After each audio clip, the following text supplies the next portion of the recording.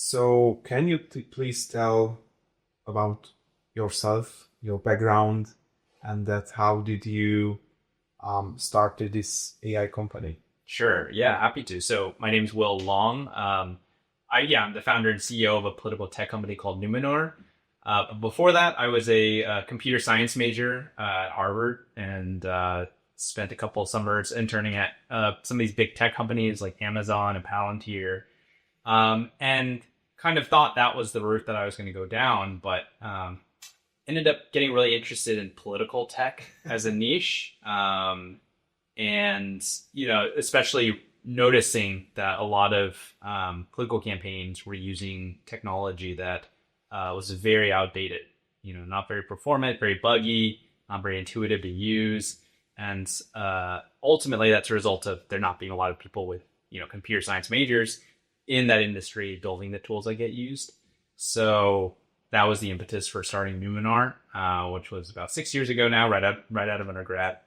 And we build software for political campaigns that helps them essentially use data to win their elections. So we take, voter data, we use polling and modeling to try to understand how to win a race, given the electorate.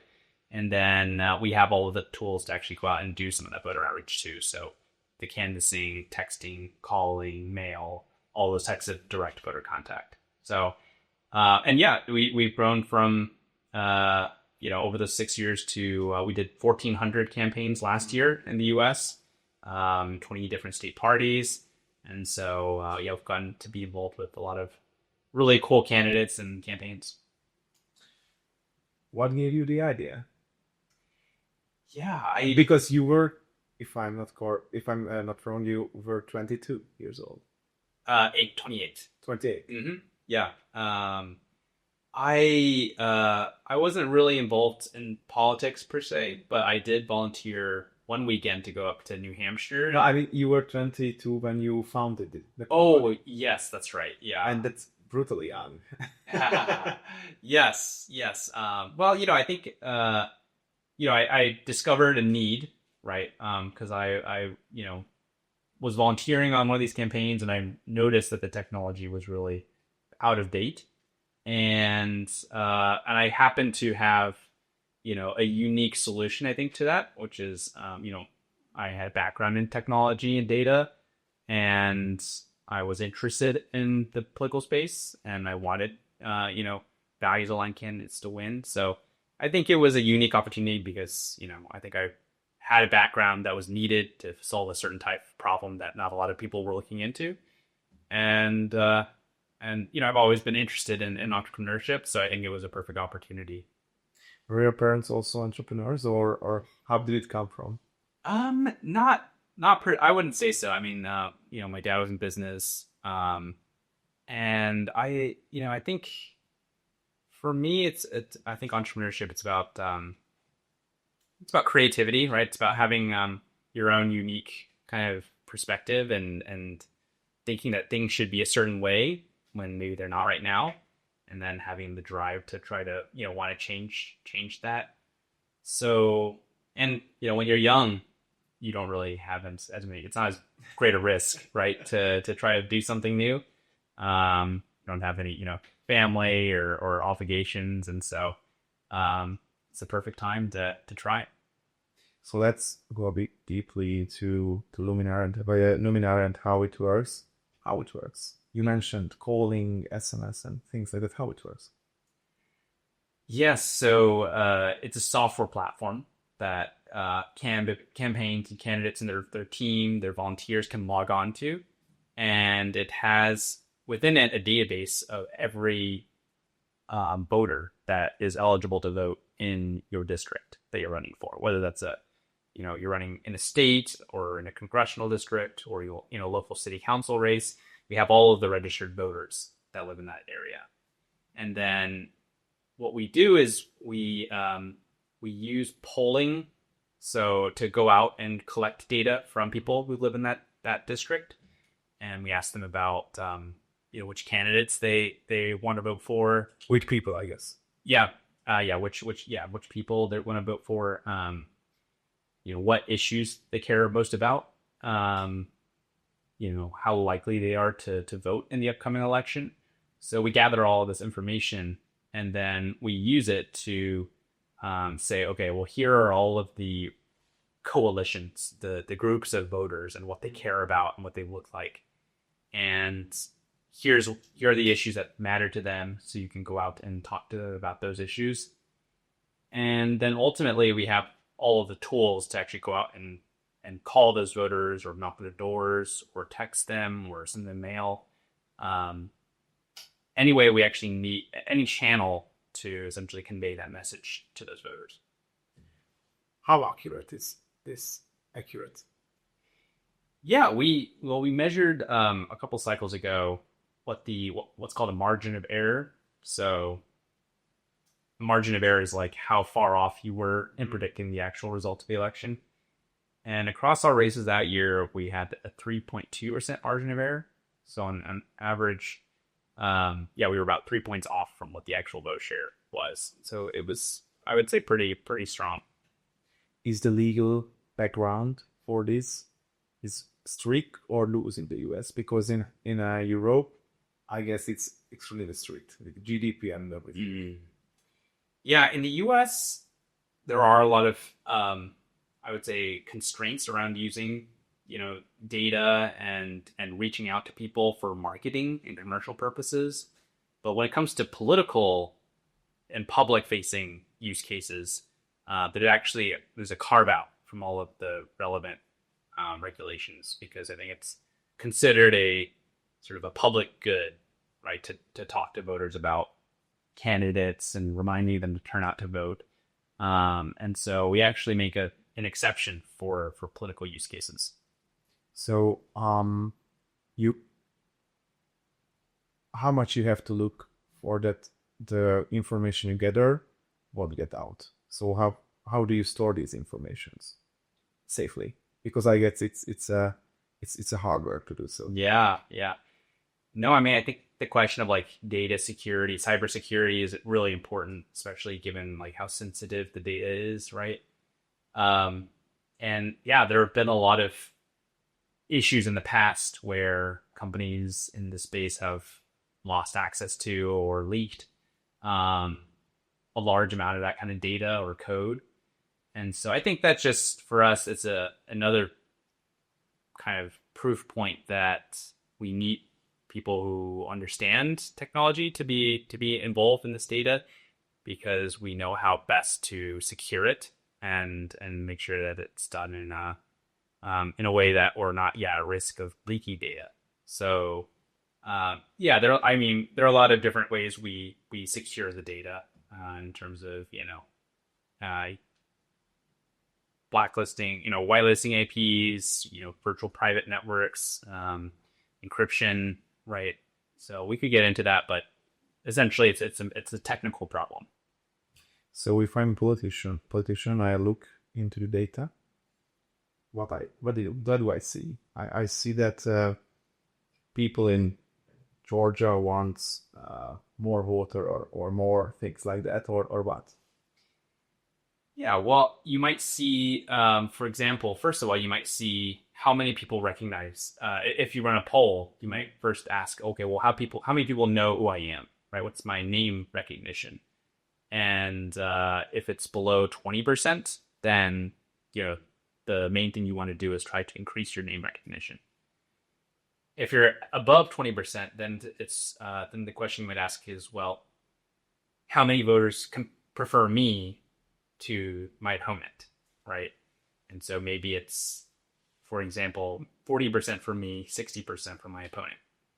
And then if you know that, then you know that your whole goal is to try to match that, right? To get to 50% plus 1 votes. So I know I need to win 10% of voters right now who are not currently with me.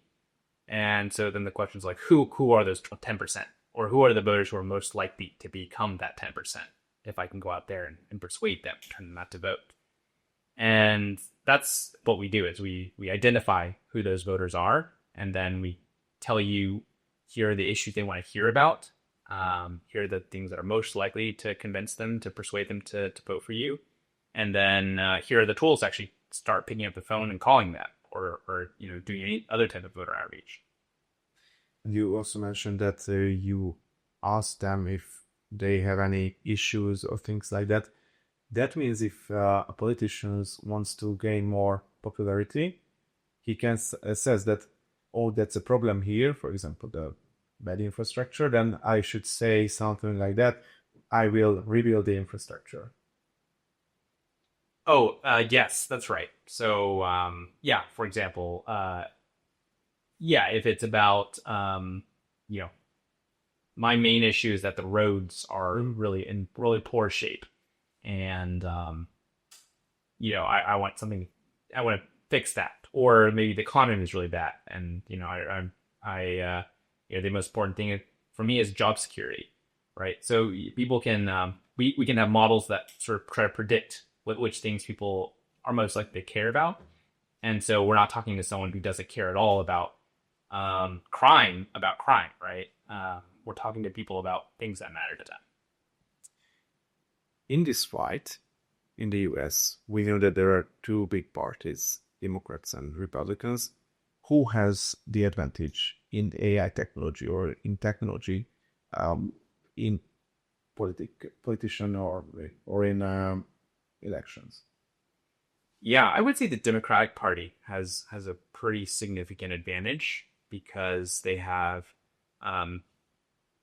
Silicon Valley is predominantly left leaning, and so you have a lot of technical talent in the Democratic Party that wants to get involved, that is pretty politically engaged, very entrepreneurial. So they start a lot of different companies and different products.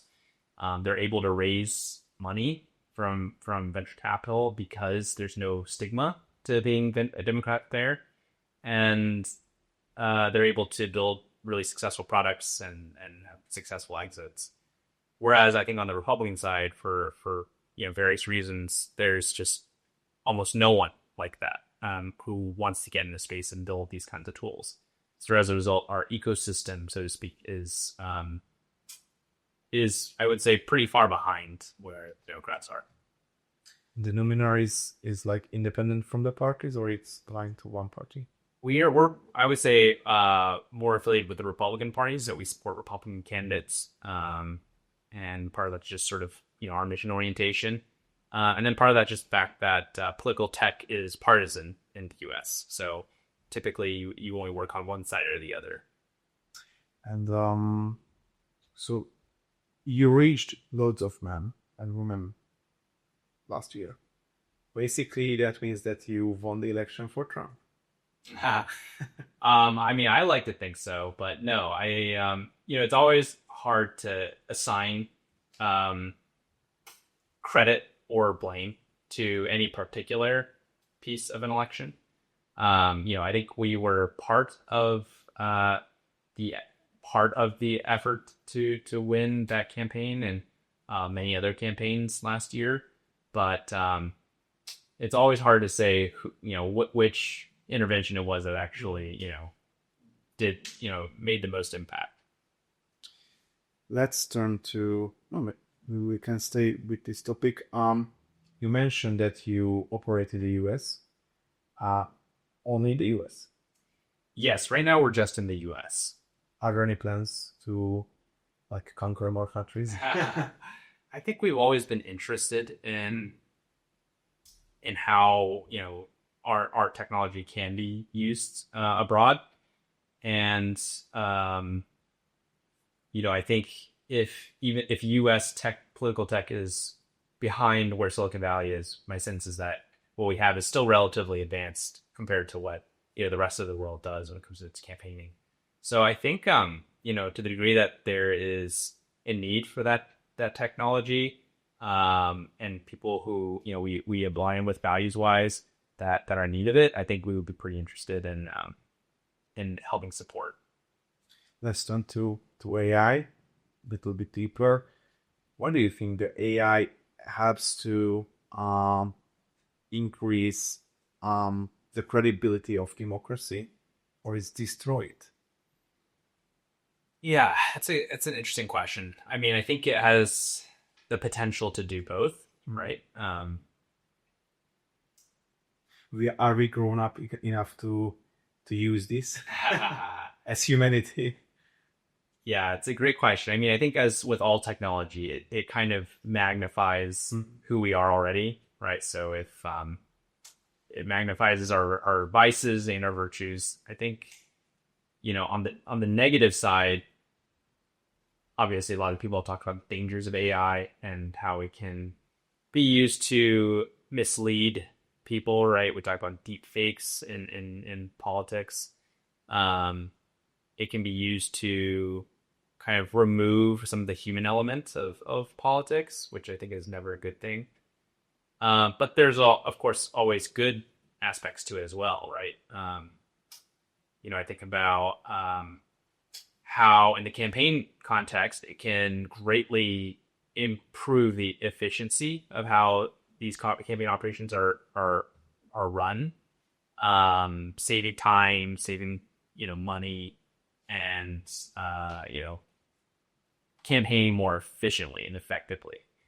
Um, and beyond that, I mean, I think it's a great tool for learning, right, about candidates, learning about the issues that are going on.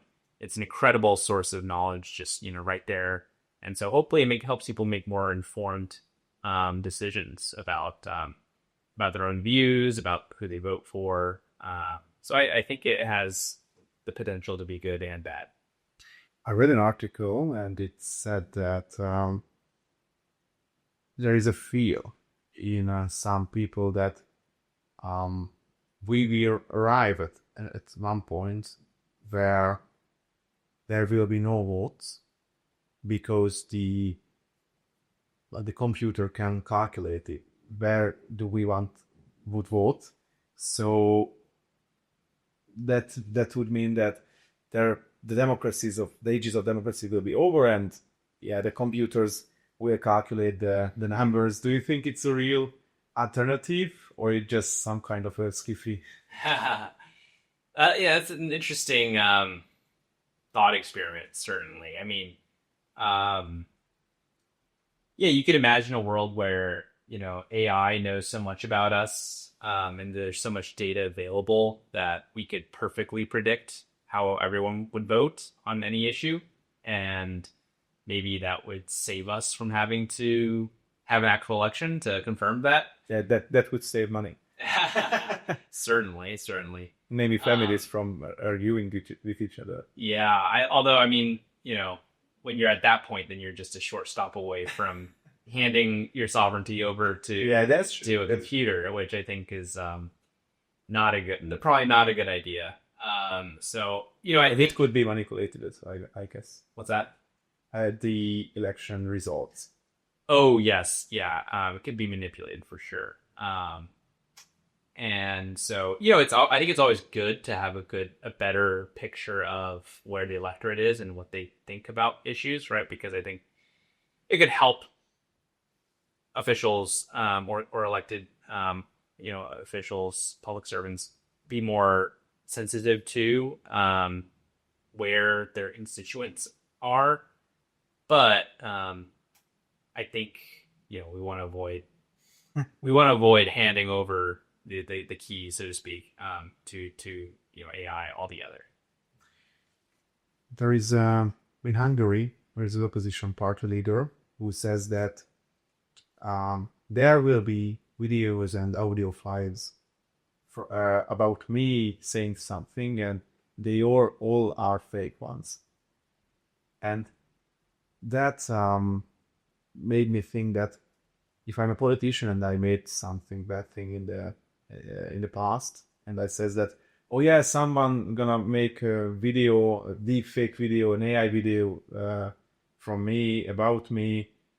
So from now, every politician can say that this is not a real video, it's just made up, and things like that. Do you think it is a threat to democracies and to our future? Yeah, I mean, I think deep fakes in general are certainly a risk. I mean, I think I'm trying to think. There was a recent example where I think there was an AI generated claim about something that a politician in the U.S. had done, but they'd never done it, right? And it spawned a whole set of conspiracies around that. I'm trying to remember what it was exactly, but I mean, essentially, it's spreading lies, right, disinformation to a populace that's trying to make an informed decision about who to vote for based off of this information that's out there. And so it's very easy to lie with AI, right, to generate these deep fakes of things that never actually happened. And so that's, I think, an incredible risk. Although I'm sure that there are a lot of tools, I'm sure that, and I'm hoping more tools will be developed where you can quickly assess whether a video is, generated by AI or, genuine. And so, I would think that, people can claim that this was fake or not fake, but hopefully, we're always working on ways to quickly identify whether that is the case or not. You mentioned that Nominar, no, you mentioned that the Democrats has an advantage in like the AI technology and political stuff. But you have Nominar. What is the difference between Nominar and the Democratic parties like AI technology? Why is the Democrats better in this? Well, I think we're trying to even the imbalance. And I like to think that we're doing a good job of trying to catch up to where the sort of democratic technology ecosystem is. But I wouldn't say that we've matched it yet, or are even necessarily close to. I think we have we're probably facing a. What do they have more information or data about? I would say it's less a question about the data. I think we have pretty strong data capabilities. It's more about the software or product layer on top of that data. And that's where I think they really excel, and they've built a really strong advantage, and that we're trying to keep a pace with. What do you think? How would AI shape the future of politics? Because it's, as I see, it's only the beginning.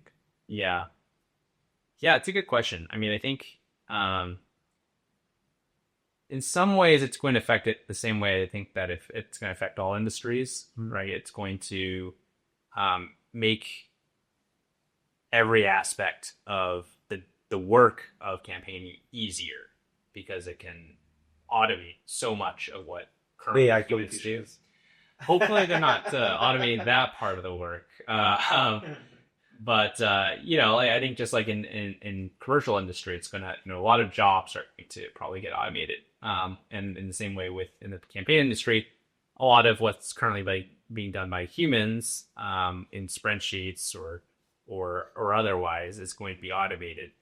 I think the hope, of course, is always that it's going to free up humans to do more specifically human things, right? I think politics is a very human activity. And so, hopefully it's more human to human interactions as a part of campaigning, less,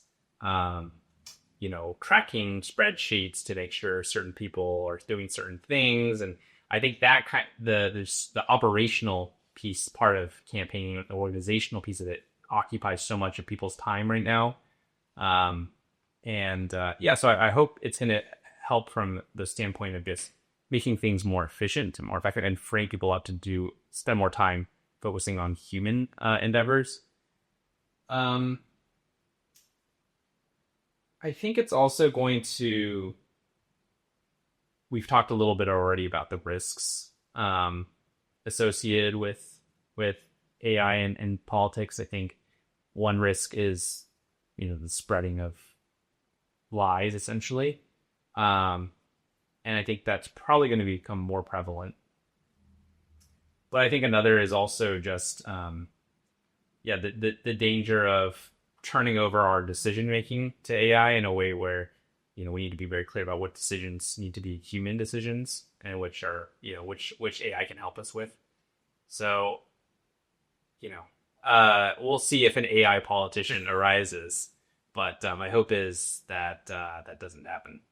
Can AI lie? Certainly. I mean, it can hallucinate. I think is how people term it. They can make things up. Then it can be a politician. Yes, good point. Last question.